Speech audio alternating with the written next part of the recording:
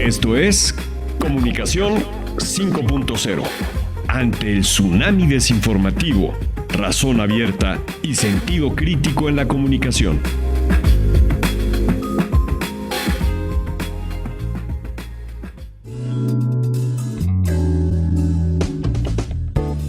Hoy presentamos a María del Carmen Rother, conocida como Maca Rother.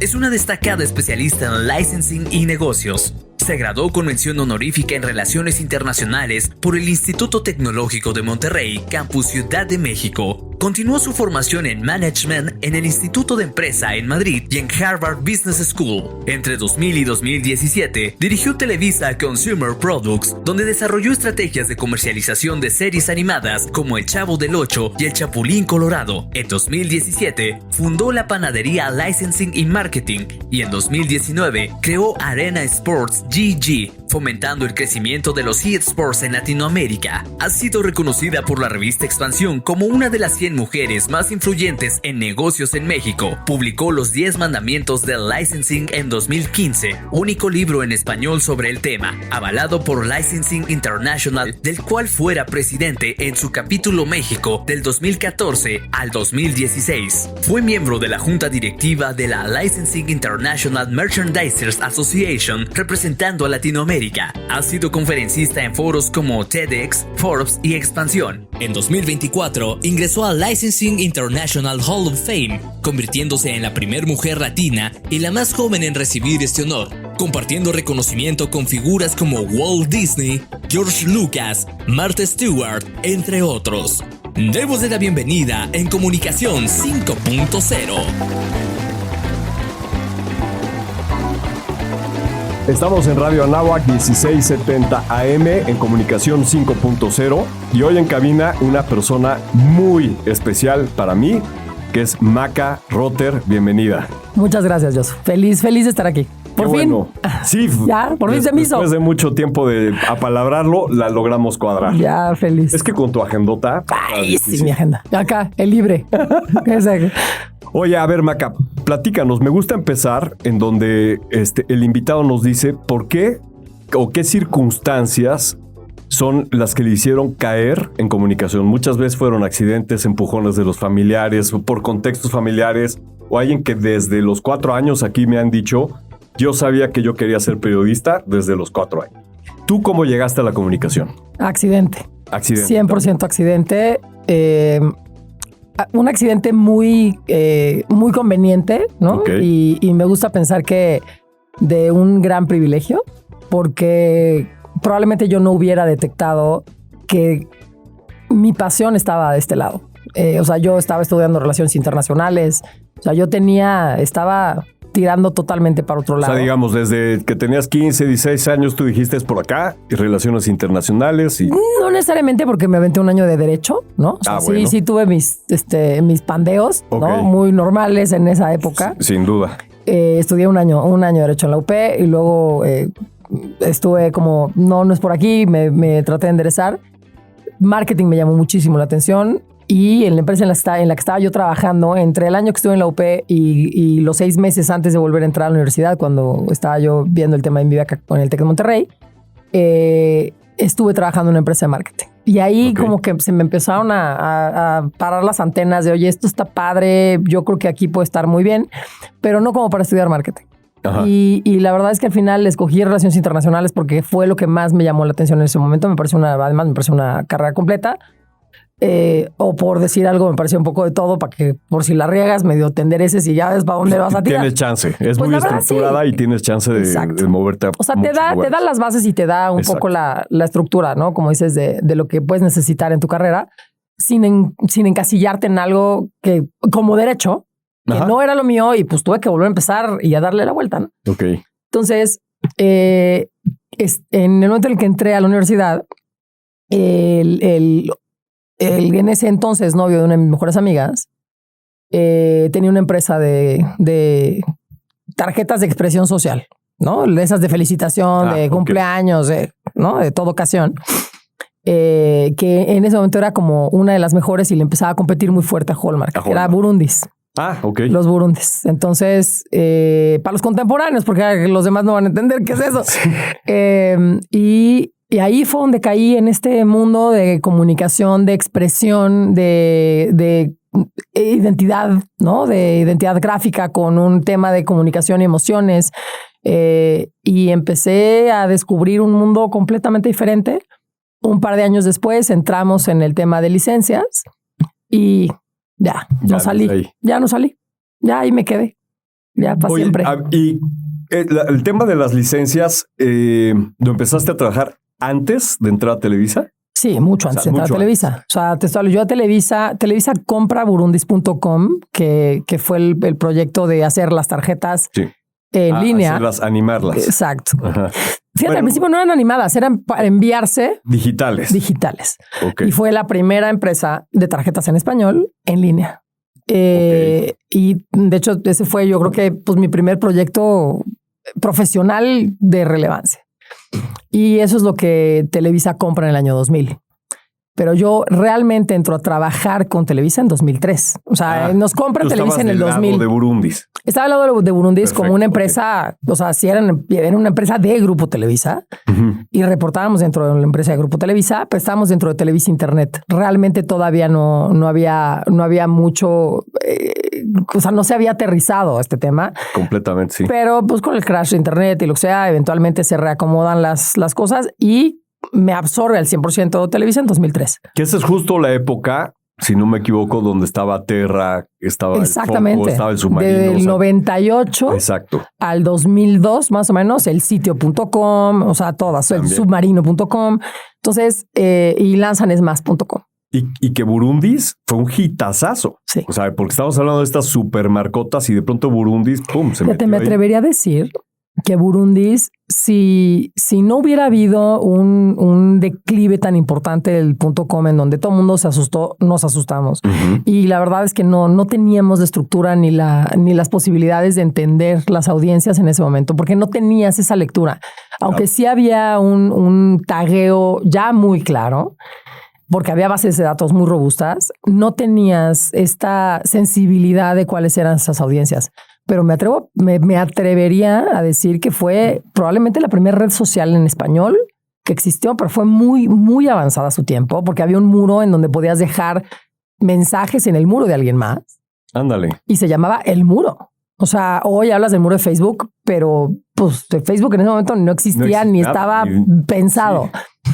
Y estaba el muro de Burundis en donde dejabas un texto para hola, Josu, feliz cumpleaños, y aparecía en tu muro y lo veían todo el mundo.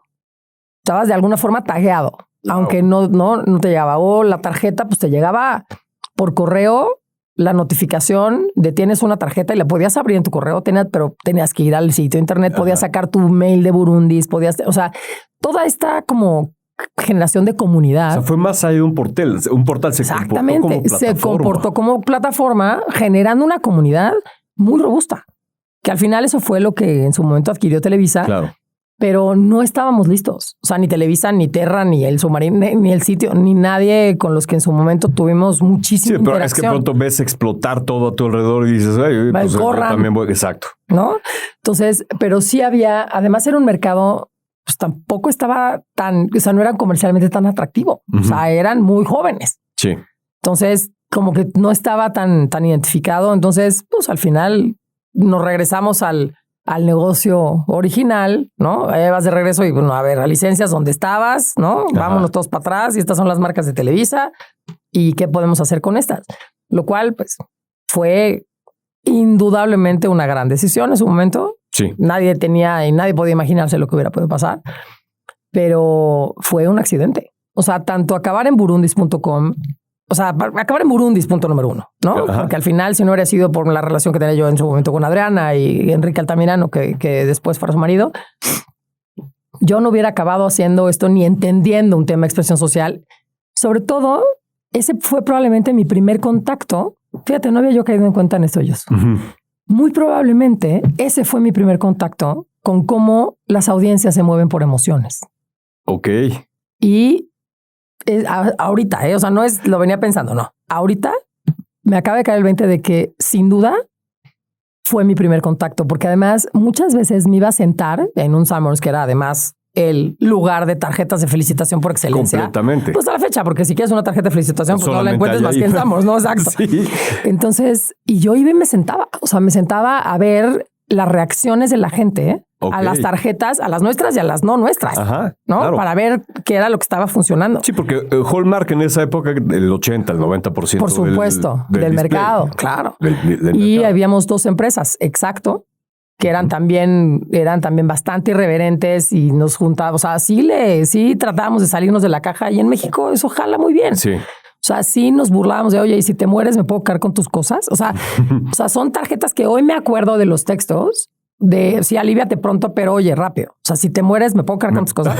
No, o sea, wow, claro. Y la de Hallmark eran flores y, sí. ¿no? O sea, es de, aliviate pronto para que podamos volver a estar con, ¿no? Sí, y tenía su mercado, claro. Pero nos íbamos a la base. Innovaron, ¿no? Sí. En cierta forma, innovaron o crearon una nueva categoría. Sí, claro. Y tienes razón, ahorita tú lo acabas de reflexionar y me hace todo el sentido. Hablábamos ahorita del foco y de todos estos superportales, ¿no? Porque eso era.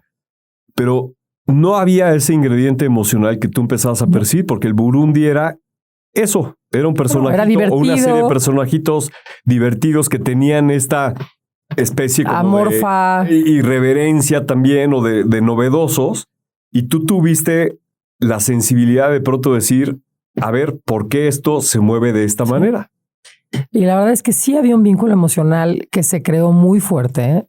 Si no, no te acordarías. Y al final, vaya, o sea, cumplió con su función en ese sentido, porque el producto raíz de este proyecto eran las emociones. O sea, eran tarjetas de amor, tarjetas de cumpleaños, tarjetas a tu mamá, a tu papá, ¿no? De enfermo, ¿no?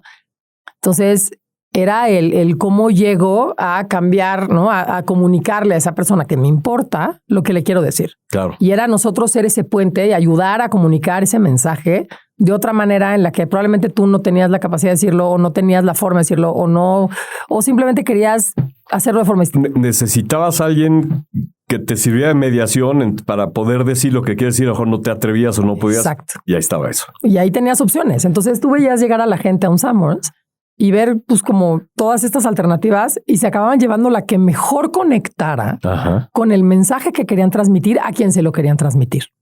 Entonces, y te digo, no lo había pensado así, pero sí fue en una etapa muy temprana en mi carrera que descubriera este wow moment de, es que esto es lo que me apasiona. O sea, a mí sí me dejabas horas analizando eso. No, y además me inspiraba. Es muy tú. O sea, tú todo el tiempo estás percibiendo de todo tu entorno las emociones. Sí. ¿No? Obviamente en chamba, y tu chamba ahorita lo vamos a ver más adelante, sigue conectada con esto que descubriste accidentalmente o porque lo fuiste olfateando. No fue tanto accidente, sino lo que yo creo que esto se trae. Sí. Y te lo vas poniendo hasta que de pronto se cuadra. Sí, no vas y le pides trabajo a alguien si no te llama la atención, sin duda, ¿no? Exactamente. Y tú te fuiste sensibilizando, pero eres muy tú. Esto que acabas de decir es totalmente tú. Te voy a acabar echando a perder todas tus tardes en cualquier tienda después de que hagamos el análisis de las emociones. Para el que nos esté oyendo, ya lo acabamos de condenar. Disclaimer. En buen sentido. Apáguenle. Para que cuando entren y vean tarjetitas, si es que todavía hay. Hagan eso, hagan ese ejercicio, decir este sí me apela y este no. Y es más, hoy lo pueden ver con las bolsas para cuando regalas. Exacto, las bolsas de regalo es lo mismo, son bolsas de toda ocasión. O sea, era parte de la gama de productos que se tenía en su momento. Así es, porque tienen un mensaje que comunica lo que quieres decir. Y los peluches, que en su momento se fue evolucionando, ¿no? De tarjetas a bolsas de regalo, por supuesto. Pero también había tarjetotas, totototas, y había peluches. Claro. Y el peluche decía algo. Sí. ¿No? Entonces, ibas de alguna forma identificando qué es lo que querías comunicar. Y que ahí también hubo una gran sensibilidad y un gran emprendimiento al decir esto, cómo nos lo podemos llevar a digital. Sí. No, esa relación de que estás tú parado enfrente del shelf, ¿no? Y de pronto dices, ¿es esta o esta? A alguien se le ocurrió, ¿cómo me lo llevo a digital? Y ahí viene otro trancazo. Ese fue uno de los triggers más importantes de ese proyecto en específico. y que además lo llevara y lo catapultara totalmente a otro nivel. Ahora, ¿qué pasó en la industria en su momento? Pues nadie lo podía prever. No. Afortunadamente, al tener un grupo de personajes, tenías un plan B, que eso sí era muy importante. Y pues en donde terminé, ¿no? El resto de mis días, por lo que veo. Pero, o sea, siempre con esta intención de ir viendo qué hay más allá y siempre conectado con audiencias. Es que hay una parte que a mí me parece que es como el foco de la pasión de lo que mueve el mundo de la comunicación. Y es que siempre hay un interlocutor y hay un receptor. Ajá. Siempre. En todo. En tu pareja, en tu vida, en el coche, en el taxi, donde sea. Pero en el mundo de la comunicación y en el mundo del marketing y en el mundo de las emociones, siempre hay un receptor y sale de algún lado y llega a otro lado. Exacto, un emisor y un receptor. Si ese puente no está identificado, tú, ni como marca, ni como creador de contenido, ni como productor, ni como escritor, puedes conectar. O sea, si ese puente no está claro, te vas a pasar de largo, seguro. Y se nos olvidan las audiencias. Sí. O sea, yo siempre digo que yo soy la ridícula del teatro que está volteando para atrás. Y en el cine acabo volteando para atrás. Va a ver la porque no lo puedo evitar. Sí, no lo puedo evitar. O estoy viendo en dónde está el mensaje que dices, hijo, estos netas se la aventaron y pusieron, porque no, o sea, ya mi ojo ya estaba echado a perder. O sea, ese sí ya lo tengo muy educado a ver por qué y qué está pasando con una audiencia. Claro. Y fíjate, ahorita que lo comentas, hace, no me acuerdo, 3 o 4, no más, un poquito más de programas, estuvo aquí, que fue Pamela Cerdeira, y también lo hablé, no me acuerdo, pero decíamos que cuando había pocos medios y eran tan poderosos, la parte editorial se le olvidaba de a quién le escribía.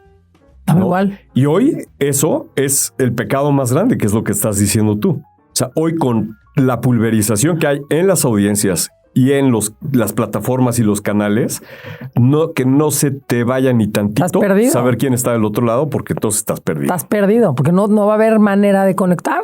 O sea, hoy sí estás perdido. O sea, antes podías decir una estupidez y de todos modos te iban a oír. Sí. Ya lo que pasara después... Y no había otra opción, o sea, era eso... No, y ya lo que pasara después tenía que ver con la calidad del contenido y con la conexión que habías generado, pero de que te oían, te oían. Sí. Hoy, no. No conectas y adiós. No, y ni te oyen. Ni te oyen. O sea, te equivocas de medio, te equivocas de contenido, te equivocas de taguear a quien no era, o sea, y no te van a oír. Ya está en el estante. Exacto. ¿No? O sea, si tu producto no está bien colocado o la etiqueta está caída y dices, esto es chafa. Si el empaque no le habla a la gente a la que le tienen que hablar, si no hay un vínculo claro, la campaña está al revés, todo se va callando. O sea, todo tiene un mensaje. Todo, absolutamente todo tiene un mensaje. La marca, que no existe, por cierto. O sea, porque al final, pues mientras no haya alguien que la lea y se identifique, no existe. Todo está interconectado con la audiencia. Claro. Y si es incongruente o está en el lugar equivocado, seas medio, seas producto, seas servicio, lo que sea, estás perdido. Hoy estás perdido. Conexión. Lo has dicho varias veces. Conectar. Y conectar implica que hay dos cosas que se tienen que juntar, ¿no? Si no conectas... Y el pegamento es la emoción. Pero a ver, platícame. Vemos que estabas en Burundi, entras a Televisa, viene la explosión de la burbuja, todo el mundo a su silla de pensar. ¿Y qué sucede con Maca? ¿No? Y cómo se sigue formando Maca. Porque ya lo dijimos en la cortinilla de entrada, está en el Hall of Fame, ¿no? Del mundo de las licencias, la primer mujer. La primer mujer latina. Latina y la más joven. Y la persona más joven. La persona más joven de la historia en entrar a la lista. Ajá. Y la única mujer latina. Exacto. Entonces, platícanos cómo te fuiste ganando eso. Pues se ganó con el tiempo, la verdad. Y mucho machetear y mucho voltear en el cine al ver, a la audiencia. Mucho estar viendo todo el tiempo para atrás. Cosa que no es lo común, sobre todo para avanzar. Y muchos años, o sea, son 30 años. O sea, estás hablando de que yo entro al Salón de la Fama en 2024 y yo empecé mi carrera en 1994. Órale, ok. Entonces, justo cumpliendo 30 años. Entonces, no era así como... Sí, no, gratis, ¿no? No, o sea, sí son 30 años de tupirle. En Televisa lo que pasa es, en el momento en el que esta burbuja se desinfla y pues todos, incluidos nosotros, nos vamos a la silla de pensar, nosotros veníamos de una industria que ya de alguna forma tenía entendido cómo explotar una marca comercialmente, cómo era el modelo de negocio de ver, yo soy el propietario de la marca y o el representante de la marca en un territorio específico y a través de un cobro de regalías, un porcentaje de los ingresos que genere, yo puedo tener un ingreso gracias a la fama de mi marca, la exposición que tiene, la conexión emocional que tiene generada con un mercado en específico. Y teníamos como ese modelo de negocio muy claro. Entonces, pues fue sentarnos a decir, ok, Televisa como medio es uno de los creadores de marca continuos, ¿no? De este país. Algo tiene que haber, ¿no? Uh-huh. Y por supuesto tenían además la joya de la corona, el Chavo, el 8. Y esa es una de los primeros enfoques en los que se centra la función de lo que en ese momento se crearía como Televisa Licencias, posteriormente Televisa Consumer Products. Ok. Y esa era la consigna de Televisa, es pues hay que buscar cómo se explotan las marcas a las que tiene acceso Televisa, no necesariamente tenemos que ser los propietarios. Ok. En el Inter, cuando estábamos tratando el tema del Chavo el 8, que no, o sea, a ver, no es una marca fácil de vender, porque además hay que entenderla y profundizar en el tema del por qué el vínculo emocional es tan grande con un Chavo el 8 o un Chapulín Colorado. Ajá. Y ese análisis pudo haber sido un doctorado que ninguna escuela me lo hubiera podido dar y hubiera sido impagable al estar cerca de Roberto Gómez Bolaños. Para poder entender la profundidad de lo que era y poder replicarlo e inmortalizarlo en una serie animada. Que era romper paradigmas para él, para Televisa, para México, porque no se había producido una serie animada en México en ese entonces. Y en el Inter, cuando estábamos en este proyecto que fue, pues nos llevamos 2 años. De que empezamos las pláticas a que estrenamos, fueron 2 años. Es una marcotototota, es ¿no? Una marcota. O sea, sin hablar de marcas de consumo, no se me ocurre ahorita otra idea de una marca tan poderosa mexicana. Tan poderosa, ¿no? Sobre todo tan poderosa y tan longeva. O sea, porque claro, hoy hay marcas mexicanas muy poderosas en otros sentidos y ha habido marcas muy poderosas y existen marcas fuertes, Cantinflas, ¿no? Pedro Infante. O sea, ha habido Frida Kahlo. O sea, hay personalidades y marcas muy, muy grandes que hoy, pues, si te pones a comparar, sería difícil darle un punto, pero son peras y manzanas. Sí. Entonces, pero del nivel de lo que fue el legado de Roberto Gómez Bolaños, es muy difícil encontrar algo que lo pueda equiparar. Sí. Sobre todo por el vínculo emocional que existe. O sea, no solo es la diversión, no solo es el entretenimiento, sino es el vínculo tan profundo que generó y la genialidad que hay detrás desde el punto de vista, ahí sí, de comunicación. 100%. Claro. Oye, a ver, y ahorita me venían 2 preguntas, me voy a dejar la segunda para después, pero ahorita que lo estás comentando, ¿qué tanto fue? A ver, evidentemente hay una gran genialidad en Roberto Gómez Bolaños y en todos los personajes. Pero lo que siempre me he preguntado es, ¿él pensó desde el principio que fuese tan profundo o simplemente le fue pegando y lo fue entendiendo y fue metiendo cada vez más el clavito? Porque sí, efectivamente es un espejo muy, muy cañón de la idiosincrasia de la sociedad de esa época. Ha cambiado mucho. Pero quizá lo que se fue dando y lo fue construyendo o fue desde el principio dijo yo quiero esta narrativa y quiero tocar estas fibras. Mira, me atrevo... Nadie más que Maca puede contestar esto. No, probablemente muchos más. Por ejemplo, su hijo podría contestarlo mejor. Sí, no, pero... Porque él estuvo ahí. Pero a ver, te voy a dar mi percepción.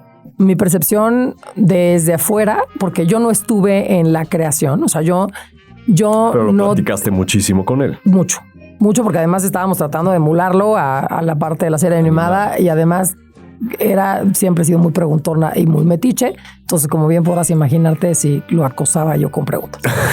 Y lo que él te diría es que es algo que simplemente sintió y él sabía que era lo que no tenía que... Un gut feeling y supo traducirlo y generarlo. El Chavo el 8 ni siquiera era su personaje favorito, era el Chapulín Colorado. A pesar. El Chavo fue un poco más un accidente porque fue un sketch que hizo dentro del programa de Chespirito. O sea, ni siquiera estaba como tan contemplado. Lo que sí hizo, y lo hizo en todos sus programas, es que una vez que tenía definido el personaje, la línea, la historia, nunca la cambió. O sea, si no estaba Ramón Valdés, no estaba Ramón Valdés. Si se había peleado con Carlos Villagrán y Kiko no estaba, o María Antonieta Las Nieves no estaba. O sea, nunca viste otro personaje. O sea, nunca viste un personaje con otro actor. Nunca. Ah, no. Sí. Entonces, había un tema de identidad y de vínculo que nunca rompió. Ajá. Entonces, esa es una de las cosas que a mí me parece que fue clave enorme. Y es una riqueza hoy, incluso cuando inaudita. piensas, es inaudita. O sea, a ver, ve lo que pasó. O sea, ve lo que pasó hace, que fueron 3 meses que regresó al aire el programa. O sea, estuvo de 2020 a 2024 fuera del aire. Regresó y fue un fenómeno. Y el original, o sea, estás hablando del que ya le tienen que poner franjas a los lados porque ya la calidad no da. El formato no da. Y no sabía que había regresado. Regresó hace 3 meses y fue un fenómeno, ¿sabes? El trancazo. Fue un fenómeno porque al final hay sí está en un inconsciente colectivo muy profundo. Y muchas generaciones, eso le dio la duración. Exacto. Y hoy sigue estando vigente y aunque las nuevas generaciones a lo mejor se identifican más con el Chavo animado, porque trae el mismo legado, la misma esencia y se cuidó a rajatabla y primero matabas a Roberto Sueco antes de tocar esa parte de la esencia, porque al final ese sí es su legado. Hoy sigues viendo el programa original y la gente sigue muriéndose de la risa. Sí. Y lo más grueso es que es una tragedia épica. Entonces, mi lectura, esto no necesariamente son palabras de Roberto Gómez Bolaños, es mi lectura. Sí hay una parte emocional del ser humano que si hay alguien más fregado que tú, te sientes mejor. La tragedia que conlleva el Chavo, de uno al otro, uno va a estar más fregado que tú. Seguro, güey. Sí. O sea, no hay forma, no te puedes salvar de esa. O sea, si no es el abuelo al que, güey, en 100 episodios viste 2 a Patty, ¿no? O sea, no había, o sea, la Gloria Like, no había una conexión familiar. El señor estaba solo y vivía de su pasado en Tangamandapio. La bruja del 71 vivía perdidamente enamorada de un bueno para nada, que era el holgazán del lugar, que además tiene una hija que era una hija de santo Dios, ¿no? Sí. ¿Me entiendes? O sea, nada pero era la mejor amiga del Chavo, que no se acuerda de su nombre, vive en un barril o en el 8, da igual, pero está de advenedizo porque no tiene casa. Ñoño, que era el hijo del dueño de la... O sea, güey, Kiko era un horror. O sea, tu papá, pues no sé, se fue un día por cigarros. Claro. ¿No? Y el otro, pues sí, Girafales, enamorado o no de Florinda, pero nunca pasó para allá. O sea, todo está en un impas muy grueso. Entonces, y no hay una evolución. Entonces, alguno iba a estar más fregado que tú. Entonces, es la generación de una comedia genuina basada en una estructura social muy fregada, pero que conectó con toda América Latina. No hay un país en América Latina que no tenga al Chavo en un pedestal. Sí. Al Chavo. Sí, y es, de hecho, hoy en día es de lo que cuando era mexicana, el Chavo. Sí, y si vas a Brasil es Chávez y no hay otra cosa más fuerte que esa. Sí. Entonces, no es casual y no puede ser casual. Hay una estructura que se ha analizado en miles de veces. Yo te afirmo que si te vas aquí, buscas una tesis, vas a encontrar 18 tesis sobre Roberto Gómez Bolaños, porque sí hay una estructura muy bien armada. Entonces, es... Y un cuate brutalmente sensible. Y con un equipo que le permitió ser esa sensibilidad, ¿no? Sí. O sea, porque ahí en Televisa, pues todo el momento obtuvo el apoyo. A lo mejor él innovó en cosas que a lo mejor no tienen ningún sentido. Como dices tú, pues oye, está enfermo Don Ramón. Ah, pues no, se fue de Televisa. Se fue de Televisa, bueno. O sea, porque en algún momento Carlos Brigana se fue de Televisa. Creo, no me acuerdo si te lo comenté. Mi tía fue un personaje. Sí, claro. Lichita. Y en el momento que, pues ya no sé qué pasó ahí, si no tuvieron un acuerdo, no volvió a aparecer Lichita. No, nunca, o sea, nunca cambió un actor. Un actor. Nunca. O sea, a ver, se murió Ramón Valdés y se murió Ramón Valdés. O sea, ya no hay Don Ramón. O sea, él nunca quiso. Es más, él, no sé cuántas veces le dijeron que se volviera a vestir el Chavo el 8 sobre su cadáver. Sobre su cadáver. No había dinero que pagara a Roberto Gómez Bolaños vestido el Chavo el 8 a los 70 y bueno, a los 80 ni hablar. Ni hablar. O sea, me decía, es que no tienes una idea. O sea, no había nada que o sea, no había cosas que estaban fuera de lugar y eso. Qué claridad, ¿no? O sea, y tenía toda la razón. Pero por supuesto, ¿cuántas veces nosotros en el mundo del marketing, y aquí lo digo yo, que de pronto dices, hijo, es que esto es así, y no te escuchas a esa claridad que sabes que es, pero porque no. ¿Te equivocas? Muchas veces, pero yo creo que sí hay que Cuando tienes esa tal claridad, hay que correr el riesgo. Y creo que Roberto tienes supo que mantener, correrlo sí. y mantenerse. Y te juro que yo estuve en más de una conversación en la que decimos, bueno, o sea, a ver, el gorro, o sea, ponte el gorro del chavo y yo le eso. Ahorita me dice, güey, neta, o sea, veme, foto, veme. O sea, no va a pasar. Yo no, o sea, el chavo no es ese. Ya no existe. Y tenía la misma base de no haber cambiado un actor.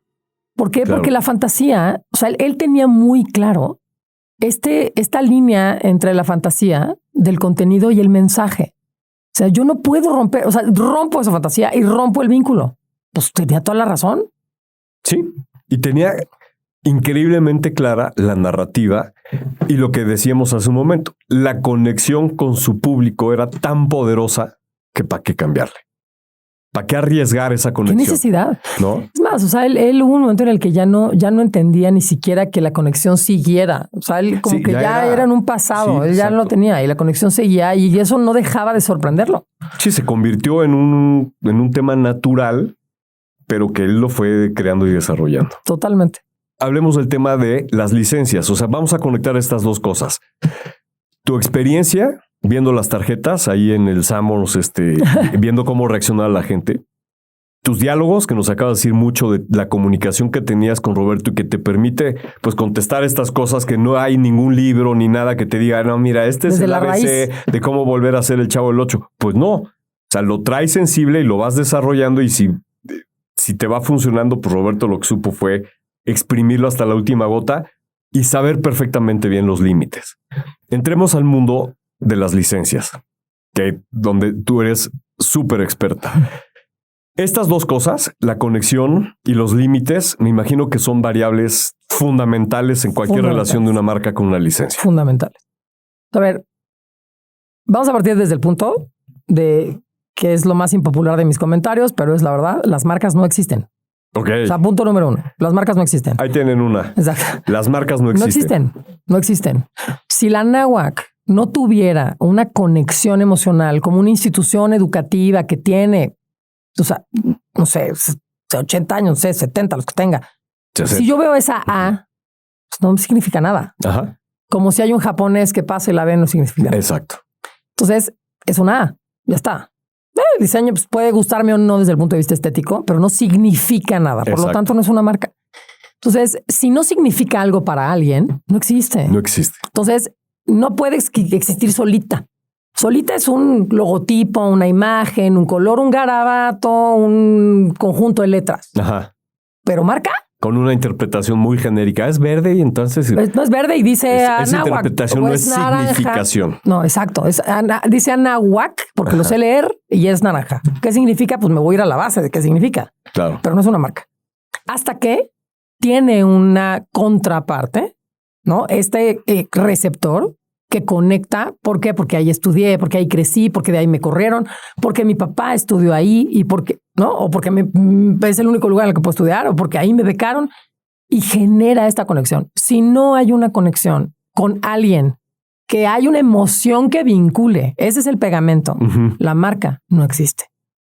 Entonces, ¿qué licencia? Porque todas las marcas son susceptibles de ser licencias. Entonces, ¿qué licencia, ni qué audiencia, ni qué hostias? No hay nada si no existen estas tres partes en donde hay algo que sea producto, servicio, imagen, logo, palabra, manchón, da lo mismo, lo que sea, Ajá. personaje, lo que quieras, que una emoción esté dentro del discurso y conecte con una audiencia. Si esas tres partes no hay, no existe. No existe. No hay marca. Punto. Es del mundo, y tú y yo lo hemos platicado, es el mundo de lo simbólico. El mundo de lo simbólico. De la marca. Que puedes tener muchos valores y tu Pantone y todo, pero si no tiene un significado para el otro, no existe. ¿Sobre qué vas a construir? No hay nada que discutir, porque no hay. ¿Y cuántas marcas hay que porque se supone que tienen sus valores, pero que no tienen un... congruencia? No tienen un peloteo con su audiencia, ¿no? O no hay una congruencia. Te ayudan porque lo compras, porque necesitas en ese momento una urgencia y lo usaste, ¿no? Ya sea una bocina para tu fiesta, lo que sea. Y listo. Es un satisfactor de una necesidad, no es una marca. Ahora, ¿cómo se va construyendo más bien? ¿Cómo se construye esta parte de la comunicación que es el licenciamiento ¿Cuál es el origen? Un poquito de historia, porque debe ser bien interesante entender de dónde yo no lo tengo claro. Hoy, ¿cómo funciona Maca? Y para ir cerrando, ¿cómo ves tú que viene el futuro con todo este tema digital, el tema de la inteligencia artificial, como creando cosas de contenido y así? ¿Cómo está el rollo ahí en la industria? ¿De dónde venimos, dónde estamos y a dónde vamos? Mira, la verdad es que es difícil encontrar quién acuñó el término. Ok. Y quien creó el modelo de negocio se le atribuye a Disney. Ok. Y no es casual. Es el jugador más grande del mercado mundial. Uh-huh. Se le pero no atribuye a existe, Disney. pero no existe así uno que digas, fue estos comprando al ratoncito para pegarlo en una camiseta. Hay muchas historias, pero Ajá. no hay nada oficial. Okay. O sea, no existe esta historia oficial. Y la que más inclina es, sí, Mickey, Disney y el modelo de negocio de alguna forma acuñado dentro de Disney, que además es muy intuitivo. O sea, no le voy a restar puntos, pero al final es un modelo de negocio muy intuitivo. Uh-huh. O sea, yo soy el propietario de esta marca y alguien más la quiere usar. Sí. Pay me accordingly, ¿no? Y ya está. Nos ponemos de acuerdo cuánto te vas a ganar, yo gano un porcentaje, ¿cómo está? Que es post Segunda Guerra Mundial, ¿no? Es post Segunda Guerra Mundial. Y, a ver, había de alguna forma identidad de marcas que se utilizaron para, ¿no? Cruz Roja, no sé. O sea, podemos hablar de un montón de ejemplos sí, que no necesariamente son de comunicación hasta o de, la propaganda gringa. Igual ahí podemos encontrar marcas para que Tío Sam y... O sea, si nos sí. Pero hoy sigue siendo una marca. Uh-huh. La bandera de Estados Unidos es una marca licenciable. Ándale. Entonces, ¿cómo lo controlan? Hay muchos mitos. Yo nunca he estado metida en el tema de quién tiene la bandera, pero si yo quisiera mañana licenciar México, pues me tengo que acercar a quien ostente la marca México, uh-huh. ¿Sabes? O sea, en el día a día no se usa tanto porque somos muy permisivos. Para bien o para mal. Okay. Somos muy permisivos. ¿Qué pasa? Que todo el mundo tiene pinta de homenaje, ¿no? Y ya todo el mundo lo halaga al principio y después ya te ardes. Porque una cosa es que, claro, oye, alguien está hablando de mi marca o alguien quiso sacar mi marca, entonces, wow, sí es homenaje, pero ¿qué crees? Que de aplausos, pues no come el payaso, mijo. Entonces, ahí es en donde empiezas a ver, oye, alguien está haciendo dinero y esto lo inventé yo. ¿Por? Entonces, sí se crea, o sea, sí este modelo de negocio se crea desde una base de sentido común, ajá, que no necesariamente es el más común de los sentidos y eso ya lo sabemos, pero sí se crea desde un sentido común. Entonces, ¿qué es el negocio del licenciamiento como tal? Es si tú tienes cualquier punto gráfico, sea logo, nombre, marca, personaje, dibujo, lo que sea susceptible de ser protegido por una autoridad, que te deje ostentar la propiedad intelectual, tienes ya, por lo menos, ya tienes la materialidad de la marca. Todavía no existe, pero está la materialidad de la marca. Uh-huh. Si es además logra tener relevancia, exposición y una audiencia que de alguna forma cautive y quiera, o sea, tienes ese deseo, ¿no? O sea, es una marca deseable por una audiencia para algo, ya tienes el segundo factor. Si ya tienes esos dos, pues lo único que tienes que ver es en qué producto, porque sí hay una relación marca-producto que es muy importante. O sea, si ya tienes la audiencia, ya tienes el vínculo emocional, que era lo más importante, ya tienes esto que está protegido por una autoridad, porque si no, ¿de parte de quién voy te cobro qué? Claro. O sea, tengo que tener una propiedad. Sí, o cualquiera la podría usar cualquiera. Y tú y mi y le cambio el color y es mío. Claro. Entonces sí tiene que estar protegido. Ya tienes el vínculo emocional y ya tienes a quién le vas a hablar. De ahí te tienes que hacer un poco más para atrás y decir, ok, esto es mío y quiero hacer playeras, zapatos, calzones, piñatas. Yo sé hacer zapatos, calzones, piñatas. No. Claro. ¿Qué voy a hacer? Pues voy a buscar al que lo hace mejor y decirle, oye, mira, yo tengo esta gente que quiere comprar playeras. ¿Me ayudas? Sí, órale va. Compartimos los ingresos. Entonces, de alguna forma estás creando un modelo de negocio muy natural. Ajá. Muy natural.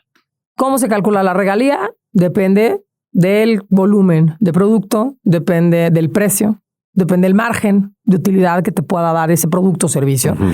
Depende del mercado, depende de la competencia. O O sea, los factores que empiezan a entrar en la ecuación es lo que hacen que se vuelva un negocio, o sea, un modelo de negocio un poco más complejo, pero tampoco es tan difícil. No es NASA. Exacto, cero. No es tan fácil calcularlo, pero no es NASA. Pero existen, tenemos muchos años de historia, claro, que ya te dicen cuánto es lo justo. Y además, digo, la verdad es que eso sí es un análisis mío.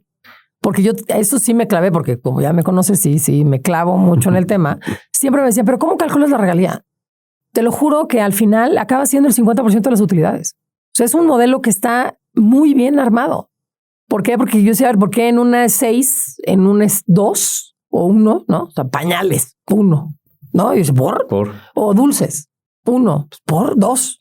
Claro, el volumen es enorme y el margen es así. No te aguanto un 10. Porque hay veces que no tienes de utilidad un 10. Claro. ¿No?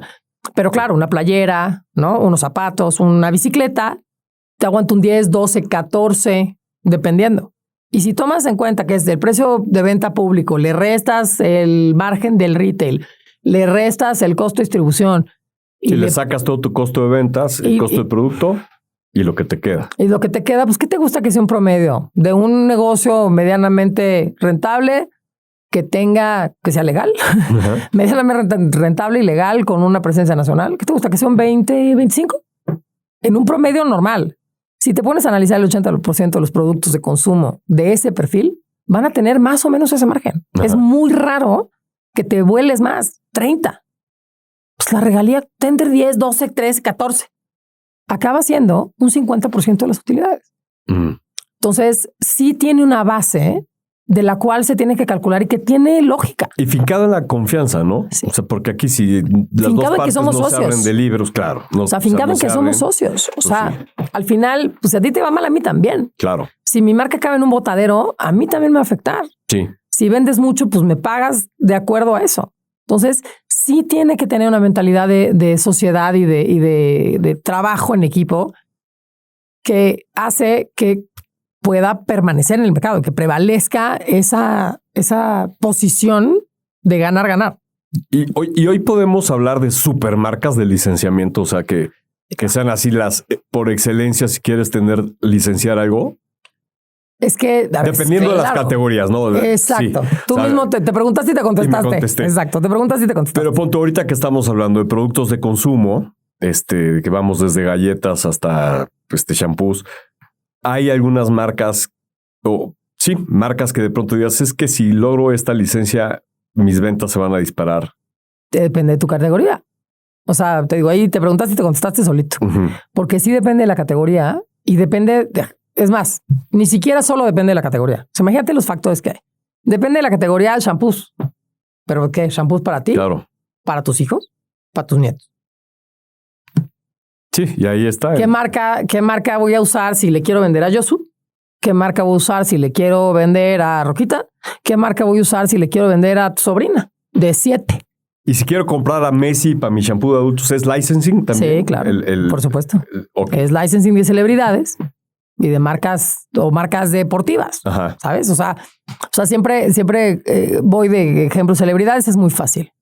Pero Gucci no hace maquillajes. Esa va a ser mi siguiente pregunta. No hace maquillajes. ¿Cómo funciona el mercado lujo con las licencias? Es que no hacen, o sea, ven en dónde tienen que estar. Entonces, ¿qué hay? Oye, a ver, la gente que busca el mercado de lujo trae una emoción de aspiración. Casi te vas a comprar tus lentes Armani. Pues Armani no los fabrica, no le dio la licencia a un güey que puede hacerlo. ¿Qué hace los de Armani, los de Gucci, los de Prada, los de todos, Valentino? Todos los hace normalmente el mismo güey. Ajá. Entonces, pon tú, exacto, por ejemplo, ¿no? Entonces, y los vas a ver en Sunglass Island, ¿me entiendes? Ajá. Y pues el proveedor son 3, güey, 2. Y son de los de lujo. Exacto. Bullshit.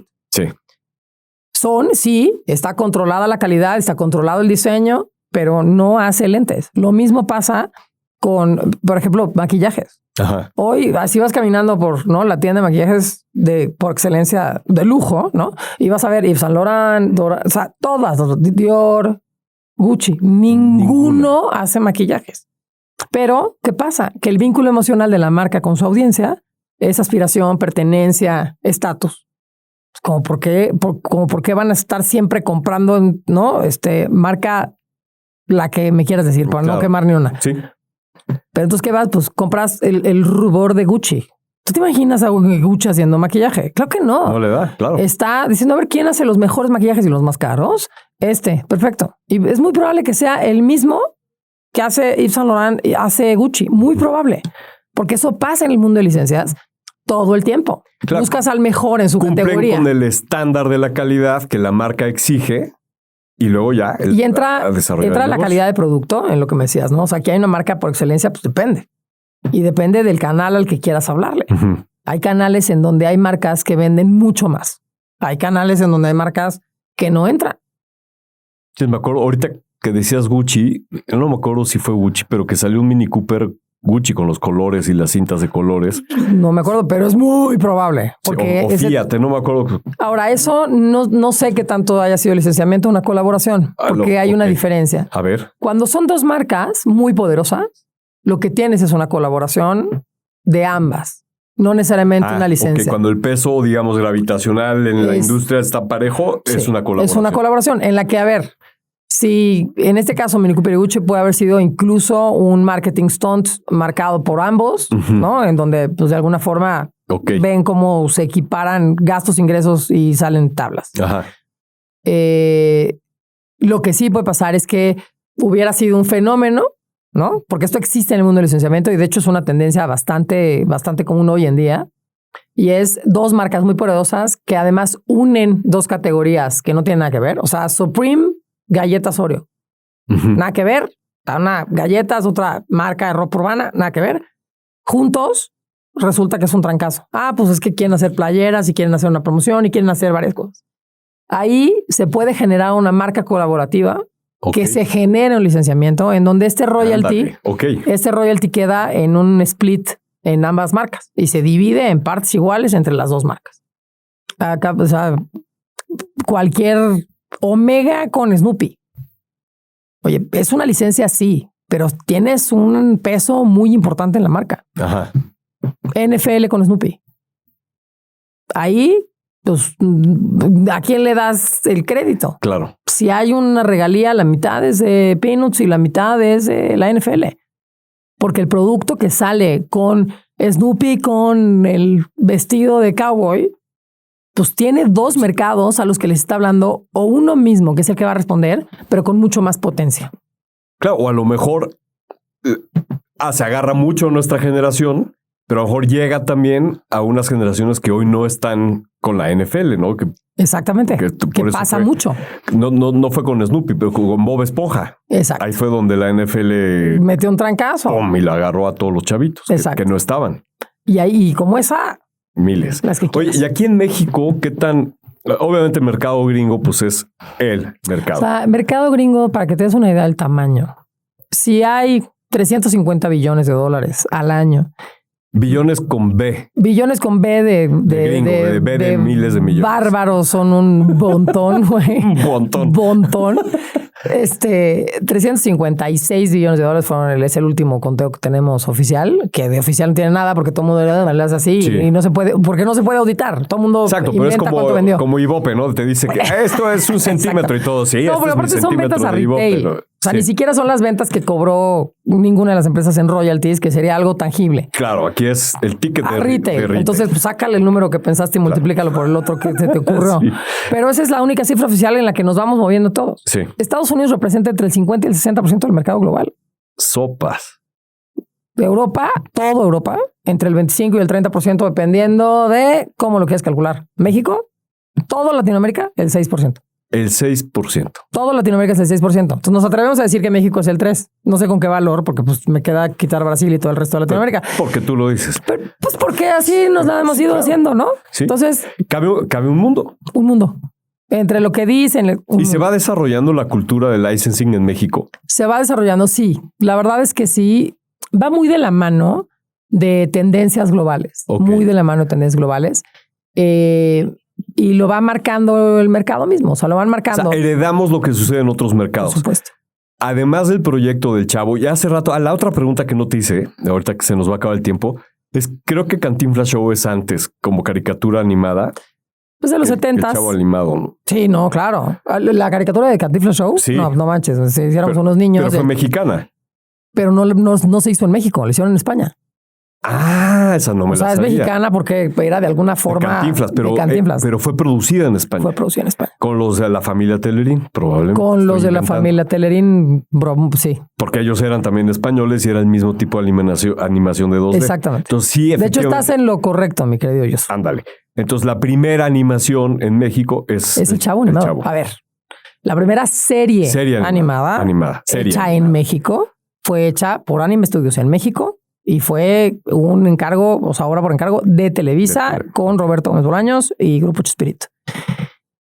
Había habido animaciones previas, claro, películas animadas y hechas por Anima mismo y hechas por Huevo Cartoon y por muchas películas animadas. Pero no es lo mismo, es que no es lo mismo. O sea, una película de 90 minutos, 60 minutos o 45 minutos, hacer una serie.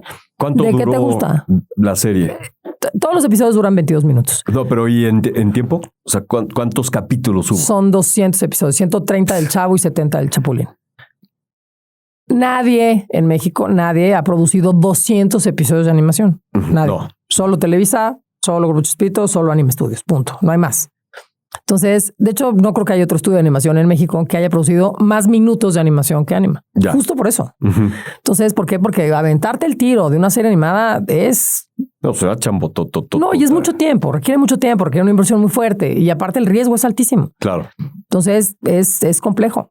Pero sí fue la primera serie animada hecha en México. Fue esa. No la primera animación, porque te digo, hay películas previas.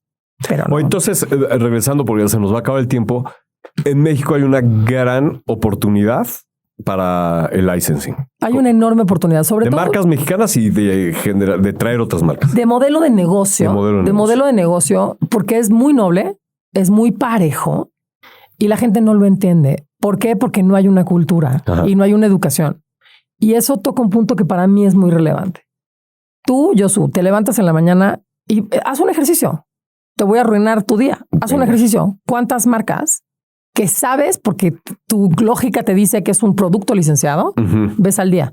Te juro que no son menos de 10. En un día, ¿eh? Seguro. Y hoy y mañana y pasado mañana te va a pasar lo mismo. Sí. No hay una persona sobre la faz de la Tierra en este planeta que no tenga contacto con un producto licenciado todos los días.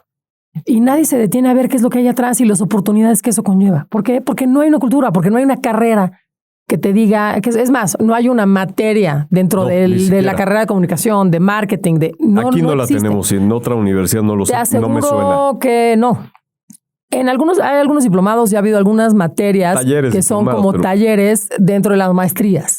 O sea, en maestría sí hay, pero maestría. Sí. O sea, ¿cómo es que estás en una carrera universitaria y no tocas algo con lo que convives todos los días? Claro. Y que además toca tus emociones, marca tus decisiones de compra. O sea, no, ¿cómo genero una campaña si no entiendo lo que realmente mueve detrás y contra quién compito? Claro. ¿Me entiendes? O sea, hay un tema mucho más profundo detrás del licenciamiento de marcas que no nos detenemos a pensar. Y es este simple modelo de negocio que, si lo entendemos, se convierte en una oportunidad para salir de una crisis, para diferenciarte en el punto de venta, para marcar algo totalmente nuevo innovar en tu carrera competitiva. Sí. O vivir de tus rentas, porque tienes la capacidad y la creatividad de tener una propiedad. Pues, Maca, creo que nos quedan muchísimas preguntas por delante, pero ha sido un placer entrevistarte. Y hay una pregunta importante. ¿Cuáles son los mejores tacos de México? Híjole, no sé. Los de no te voy a decir. No te voy a decir. Es la primera persona que se niega a declarar el mejor taco. No te voy a decir, no te voy a decir.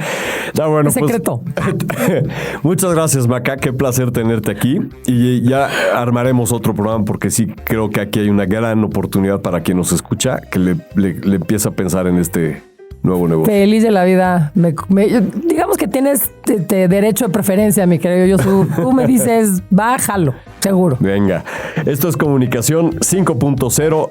Ahí nos vemos.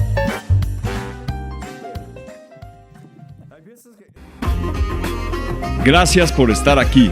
Comunicación 5.0 es para todos. Nos vemos en nuestra siguiente emisión.